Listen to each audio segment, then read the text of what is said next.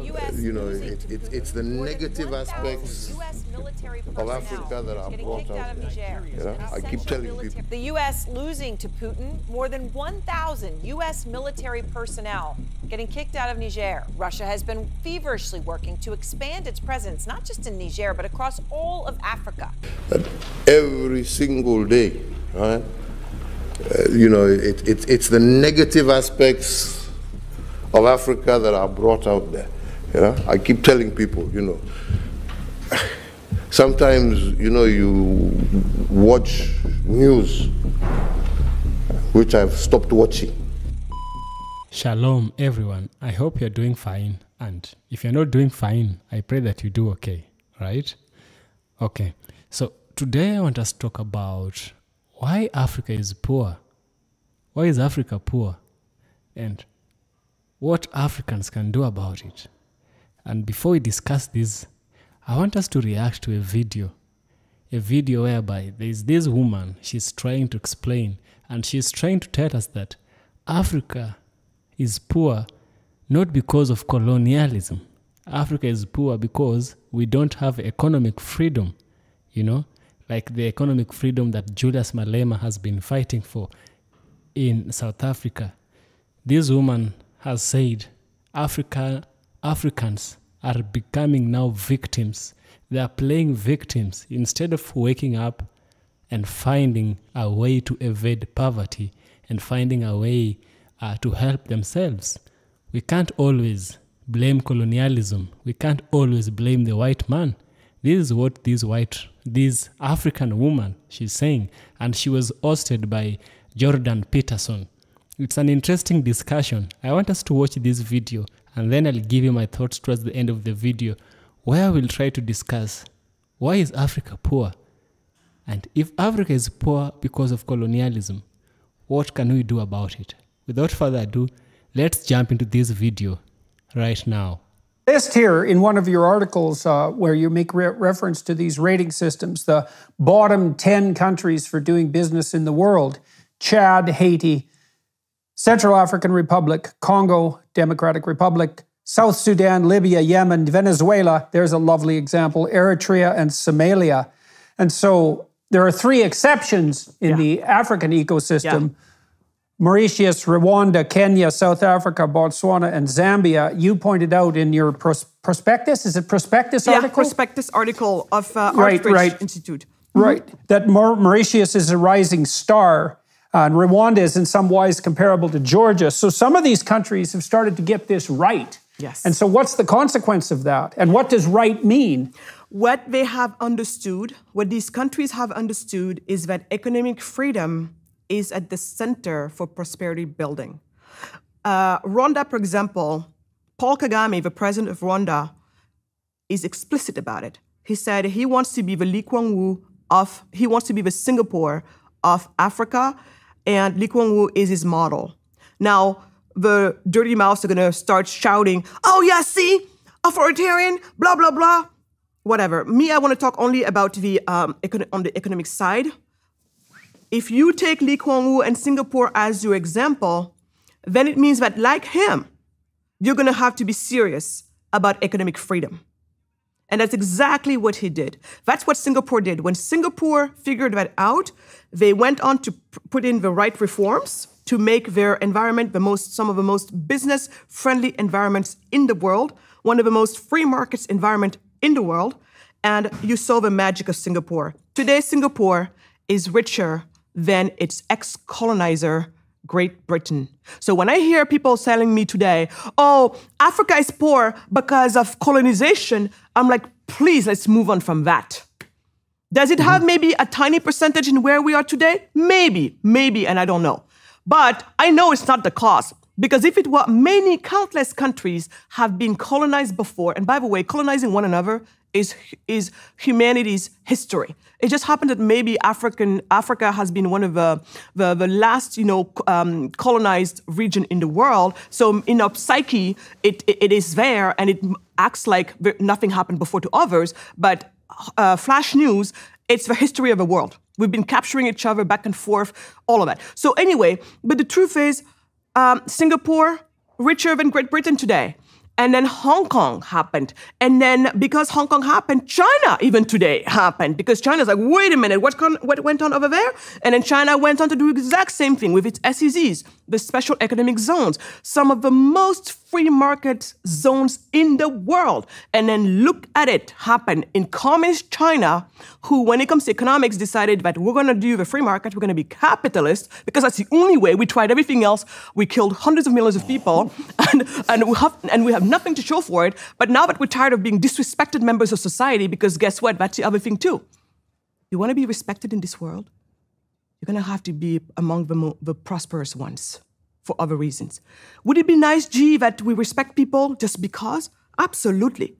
But that's really not the world we live in. So when China got tired of being disrespected, they're like, maybe we got to build also some prosperity here, because then they're going to hear us. And today, China, being one of the, being where it is at, even Hollywood, who tries to tell the world how to think, is being told by China what movies to make and how to tweak stories and history in order to be palatable for them. You see the power that comes with being prosperous. Recommend concretely to countries like Senegal to get the hell out of the way, let's say, of the people who would, like you, would do everything they could to try to make it better. I mean, one of the things that happened with India is India established the Indian Institute of Technology, which is a deadly engineering school. And a huge number of its graduates went to Silicon Valley, as you well know. Yep. And many of the successful Indian graduates of IIT started to dump money back into India and build a capitalist infrastructure there, or help build a capitalist infrastructure there. So this sort of thing can really take hold. If you were making recommendations to governments who wanted to get on board and stop being like Chad, Haiti, Central African Republic, Congo, South Sudan, Libya, Yemen, and Venezuela, etc., what concrete steps should they take from the bottom up to get the hell out of the way? Exactly. So two things we've been doing, because I'm a practitioner, that's my entrepreneurial journey. I'm an entrepreneur, so I practice what I preach. But I also preach. I preach for free markets. And so when it comes to that, I'm one of the hats that I wear is as the director for the African Center for Prosperity of the Atlas Network, the largest organization in the world of free market think tanks around the world. And so what we do there is we work on reforms around the world to take down barriers of entry for local entrepreneurs. So that's one thing. But as we all know, that's a great initiative to take, and we've been making some really good advances in many countries, especially in Ghana. We've been making a lot of progress with our partners there, Imani. But that is piecemeal legislation. It takes forever. It is hard as heck. And by the time you made a gain here, you made 20 losses over there, and it's a continuous problem. But until we get better, we got to continue at it. So that's one thing we've been doing. And so that's a hat I wear, working with free market think tanks to try to make it easier for local entrepreneurs to join in the party. Additionally, I'm going bold. I'm going radical.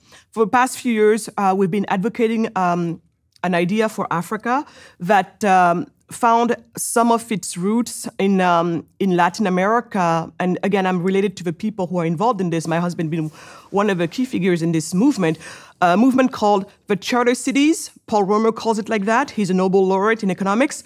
Others call it the Free Cities. I like to call it the Startup Cities. So the best way to think about it, Jordan, and it goes back to what you were talking about earlier when you use the word operating software. Most of the most of the low-income nations, so meaning back in the days, the way we used to call it is poor nations, they have regulations for poverty. They're basically regulated for poverty, meaning the laws, the set of law, poverty. It only calls poverty. And so what some of these folks have thought about, looking at the Dubai example, Dubai just recently entered the top 10 of international financial centers of the world. And what Dubai did at some point is think about it and be like, on this bare, plot of sand that's technically worth nothing right now as is, this 110 acres of land, sand everywhere. They're like, well, maybe Sharia law is not the best for business. We got to think about better set of laws for business. We're talking only about business, not family law, not anything else but business. And they decided there's got to be something better. And so they looked around, and that's actually when to take one of the terms you used earlier, they're starting to realize, common law is actually a better way for business, specifically British common law.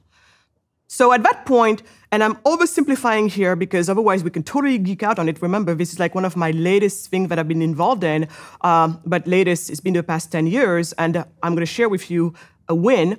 So Dubai is like, we have to adopt British, common law, primarily British common law. We're going to hire retired British common law judges to come and educate the law here, train our own people.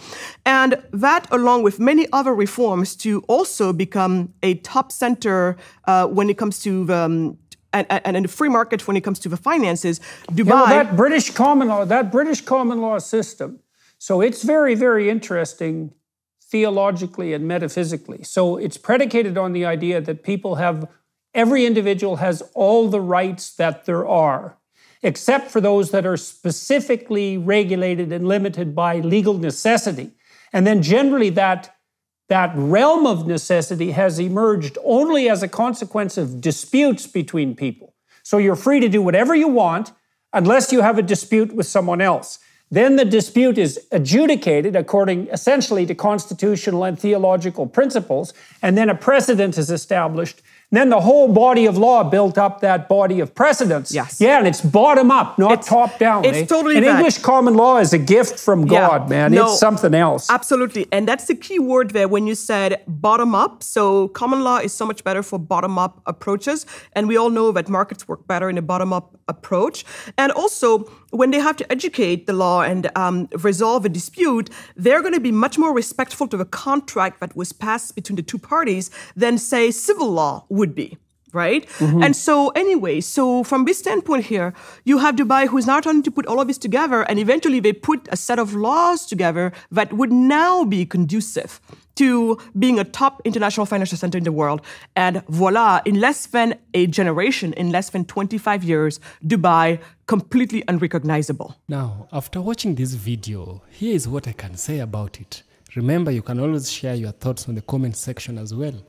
But here is what I gathered from this video. First of all, it is true that Africans were colonized. Africans were colonized, yes. And African Americans, Africans in the diaspora, underwent slavery.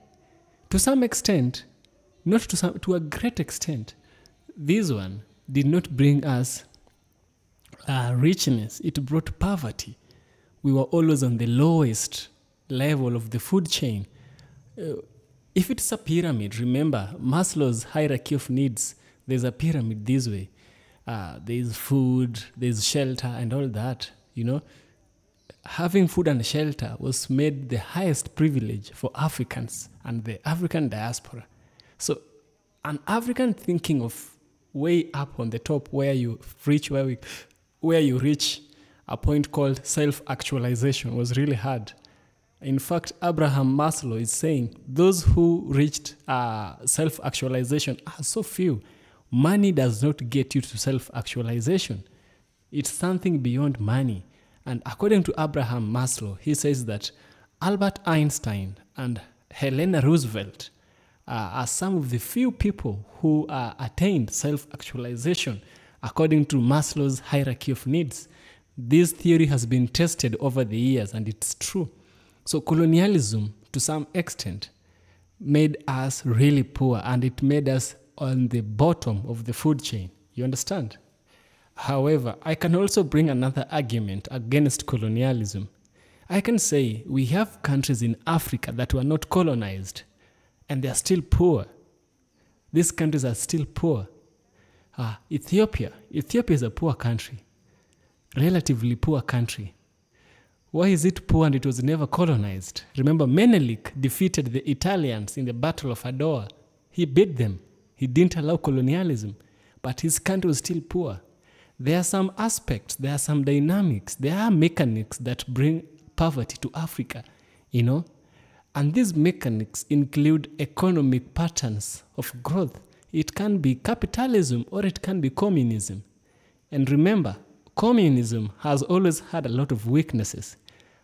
Communism is what was being used by Menelik, by the Emperor Haile Selassie. He was a communist. And so for close to 20 years, communism was running. Communism was operating in Ethiopia. We've seen communism in Cuba. We've seen communism in Mozambique. We've seen communism in Tanzania, where it was now called socialism. Tanzanians don't speak English, not many of them. It was called communism in Swahili. It's called ujamaa, which is the closest translation I can give for ujamaa is socialism. Socialism was being used in Tanzania. Tanzania is still poor up to now, you see. So Ethiopia was never colonized, but still poor. Another thing that I can gather from what the sister said, or rather I can add, she's said a lot and very important words. Tribalism in Africa. Tribalism is not something to play with. Tribalism is a deadly disease in Africa. Some people are very, very tribalistic, and nepotism is a very bad thing here. Some leaders want to grow their tribes. Some leaders favor their own people over the others. They favor their own people over the entire nation. You understand? In my country, for instance, we have close to 40-something, 49, 47. I'm not even sure of the number right now because some languages keep on emerging. Up to date, some languages keep on emerging in Kenya. So I'm not sure how many languages we have. But while I was still studying, it was around 47, you know. So you find a president is coming from a certain tribe, and this area where he comes from is so much developed than other areas in the country. This is how tribalism has affected African countries, you know. Communism, the way, the economic patterns, the economic, the way you, whether you choose economics of socialism or the economics of capitalism, there's consequences to this. Capitalism has saw the growth of United States of America to what it is today, you know. Another thing that this sister has showed us, it's rare, it's so hard. Africa, we love singing that we were colonized, we are poor because of that person who colonized us. I think it's high time we go past that, you know. Colonialism, slavery is something that has always been there. There has always been somebody who wants to conquer someone else. There's always been somebody who is looking to overtake people. It's not a new thing. It's not a new thing at all. And as Africans, we must look past the atrocities of colonialism. Sorry. And now, maybe I should shed some light to what we can fully understand by the term economic freedom. What is this economic freedom?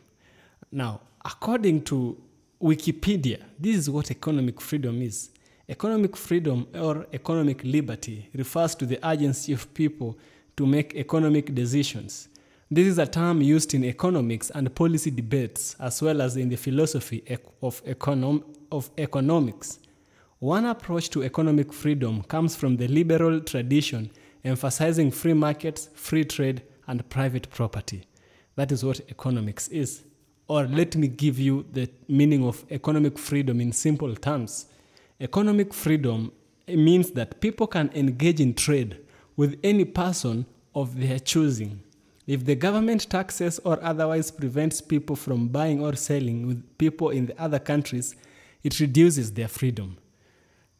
The boundaries we have in Africa, not the boundaries, the boundary policies, the visa restrictions.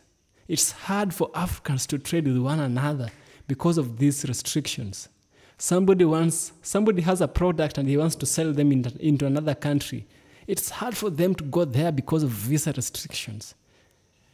These are some of the things which are keeping Africans poor. Colonialism is just part of it, but it's not the whole. A part cannot be greater than the whole. There is no way you can get your head is bigger than your body. No, it can never be that way.